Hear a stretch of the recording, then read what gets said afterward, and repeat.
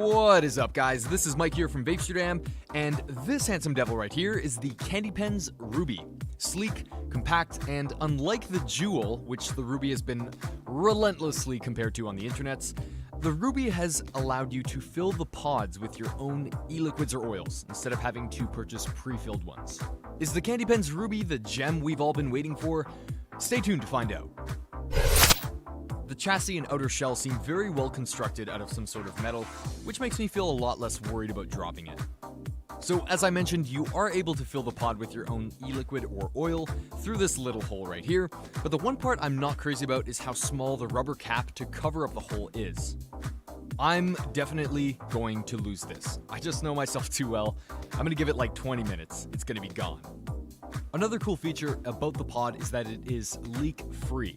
That is, if you don't lose the damn cap. I like how the pod clicks into place when you load it into the unit, but when it's time to come out, boy oh boy, the pod feels pretty snug in there and it takes quite a fair bit of force to get it out. One of the biggest differences between vaping on the Rubi compared to the Jewel is the airflow. The Jewel features a restricted airflow design, which is set up to emulate your classic cigarette toke feel, while the Rubi has a much looser airflow. Now, the better airflow style is based completely on your preference, while the Jewel is a better choice for those hopping onto the vape train with the hopes of kicking their cigarette habit. The Rubi's looser airflow allows for much more volume in its cloud production, which I gotta say is hella satisfying. The ceramic coils really bring out the flavor and cloud size from your liquid.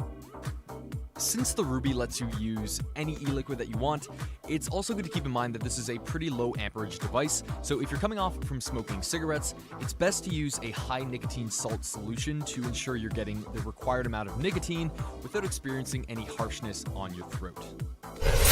Just like the other basic pod style mods, the Rubi doesn't offer much aside from letting you select your own e-liquid. The buttonless operation is cool and works just as well as other autopuff devices. The mod is air activated, so the moment you start puffing, the ceramic coil will activate to instantly produce vapor. Another great thing about the Rubi is that it allows you to taper off on the nicotine levels, which is a great option to have for vapors who would like to quit their nicotine addiction altogether. This stands in contrast to the Jewel pods, which only come in 50 milligrams per milliliter nicotine solutions. As a result of its size, the Rubi is a fantastic travel companion. Battery life should last for the better portion of a full day, but it might need some recharging towards the late afternoon if you're an early riser and heavy user. Luckily, charging the device is simple and quick thanks to the easily accessible charging port located at the bottom of the device, and it's just a micro USB. Let's weigh the pros and cons of the Kandypens Rubi. The pros are the refillable pods, its extremely compact, and its premium construction.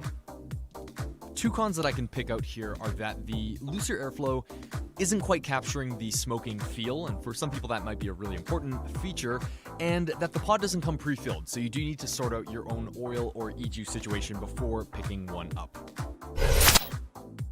Thanks for hanging out, guys. Once again, my name is Mike. Head to vapesterdam.com for more from us. And until the next one, keep those clouds coming.